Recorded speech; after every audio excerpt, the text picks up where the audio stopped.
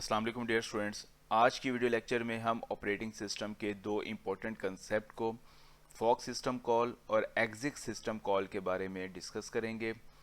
Fock system call की कौन कौन सी प्रॉपर्टीज़ हैं, इसके साथ साथ फॉक सिस्टम कॉल से रिलेटेड जो एग्ज़ाम में इम्पोर्टेंट न्यूमेरिकल क्वेश्चंस आ सकते हैं, आज की वीडियो लेक्चर में हम उन न्यूमेरिकल क्वेश्चन की एग्जांपल्स को भी सॉल्व करेंगे। अगर हम फॉक सिस्टम कॉल की बात करें तो फॉक सिस्टम कॉल जो है ये बेसिकली यूज़ की जाती है to create a separate duplicate process. इसका मतलब ये है कि जब हम फॉक कॉल करते हैं, एक exact copy of the parent process will be created.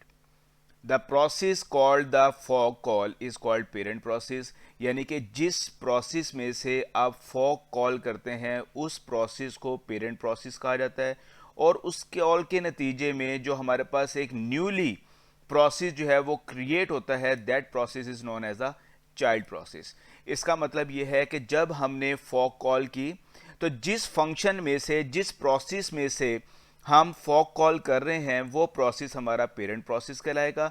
और उस कॉल के नतीजे में जो हमारे पास एक नया डुप्लीकेट प्रोसेस क्रिएट होगा, that duplicate process is known as a child process. In exit system call, when an exit system call is invoked, यानी कि जब आप एग्जिट सिस्टम कॉल को इन्वॉक करेंगे तो जिस प्रोग्राम का पैरामीटर आप एग्जिट सिस्टम कॉल को पास कर रहे हैं वो प्रोग्राम जो होगा, वो प्रोसेस जो होगा, वो रिप्लेस किया जाएगा किसके साथ?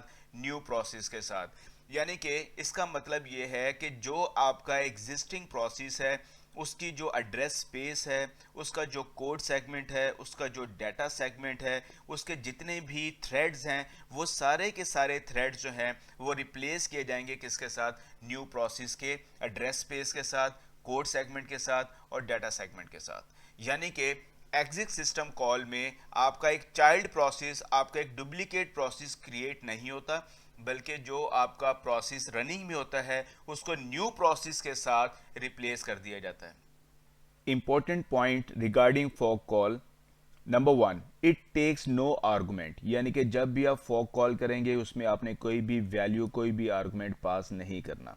Number two, fork function always return a process ID, यानी कि जब आप फॉक कॉल करेंगे उस फॉक कॉल के रिजल्ट में आपको एक इंटीजर वैल्यू जो है वो रिटर्न की जाएगी, और वो जो इंटीजर वैल्यू होगी वो बेसिकली क्या होगा? वो एक प्रोसेस आईडी होगी।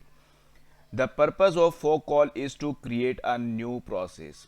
फॉक कॉल की मदद से हम एक नया प्रोसेस क्रिएट करते हैं which becomes the child process of the parent और द कॉलर प्रोसेस, यानी कि जिस प्रोसेस में से आप फॉक कॉल कर रहे हैं वो आपका जो प्रोसेस होगा वो पेरेंट प्रोसेस होगा, और उसके रिजल्ट में जो नया प्रोसेस आपका क्रिएट होगा that is known as a child process. For example, यहाँ पर हम कहते हैं कि ये मेरे पास एक प्रोसेस P1 है। जब मैं इस प्रोसेस में से फॉक कॉल करता हूँ तो इसके नतीजे में, इसके रिजल्ट में मेरे पास एक नया प्रोसेस जो है वो क्रिएट होगा, दैट इज अ P2। तो ये जो मेरे पास P2 प्रोसेस होगा it becomes a child process, और जिस प्रोसेस में से मैंने फॉक कॉल की it become a parent process. तो P1 मेरा पेरेंट प्रोसेस होगा, जबकि P2 जो है ये मेरा चाइल्ड प्रोसेस होगा।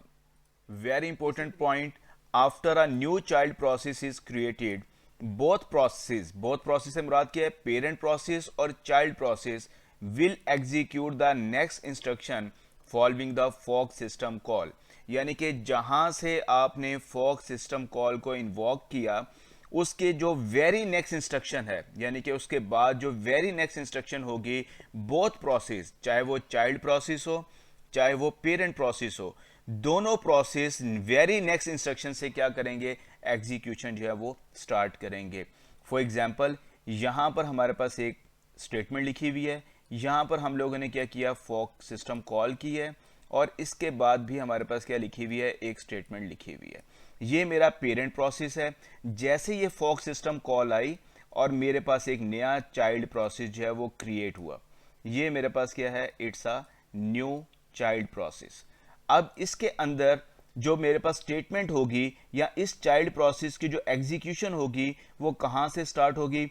इस फोक सिस्टम के जो नीचे स्टेटमेंट लिखी हुई है, जो वेरी नेक्स्ट इंस्ट्रक्शन है, यहीं से, यानी कि यही कोड मेरा चाइल्ड का भी एग्जीक्यूट होगा और यही कोड मेरा जो है वो पेरेंट का भी एग्जीक्यूट होगा। It's a very important point. इस पॉइंट को आपने ज़हन में रखना है। न्यूमेरिकल क्वेश्चन हम इसी पॉइंट की बेस के ऊपर क्या करेंगे, सॉल्व करेंगे। फॉक सिस्टम कॉल के रिजल्ट में जो हमारा चाइल्ड प्रोसेस क्रिएट होता है वो बेसिकली डुप्लीकेट कॉपी होती है पेरेंट प्रोसेस की। हम कैसे डिस्टिंग्विश करेंगे कि ये पेरेंट प्रोसेस है और ये चाइल्ड प्रोसेस है। ये जो टेस्टिंग होती है ये फॉक सिस्टम कॉल की रिटर्न वैल्यू पे डिपेंड करती है। अगर फॉक सिस्टम कॉल जो है वो नेगेटिव वैल्यू रिटर्न करे तो इसका मतलब ये है कि हमारा जो न्यूली चाइल्ड प्रोसेस है वो सक्सेसफुली क्रिएट नहीं हुआ। इसका मतलब ये है कि अगर प्रोसेस आईडी जो है वो लेस देन 0 है तो इसका मतलब ये है कि चाइल्ड प्रोसेस हमारा क्रिएट नहीं हुआ। अगर फॉक सिस्टम कॉल जो है वो 0 रिटर्न करता है तो ये 0 जो होगा ये बेसिकली प्रोसेस आईडी होगी किसकी, न्यू चाइल्ड प्रोसेस की। अगर फॉक सिस्टम कॉल जो है वो रिटर्न करता है पॉजिटिव वैल्यू तो इसका मतलब ये है कि ये प्रोसेस आईडी होगी चाइल्ड प्रोसेस की टू द पेरेंट। इसका मतलब ये है कि यहाँ से जब हमने फॉक सिस्टम को कॉल किया तो ये मेरा जो प्रोसेस होगा ये पेरेंट प्रोसेस होगा और जैसे ये मेरा चाइल्ड प्रोसेस क्रिएट हुआ इसकी जो आईडी होगी वो 0 होगी और ये जो प्रोसेस आईडी इस सिस्टम कॉल को यानी कि इस पेरेंट प्रोसेस को रिटर्न करेगा वो हमारे पास कोई भी integer value, positive integer value हो सकती है। लेट से मैं कहता हूँ 1 2 3 4।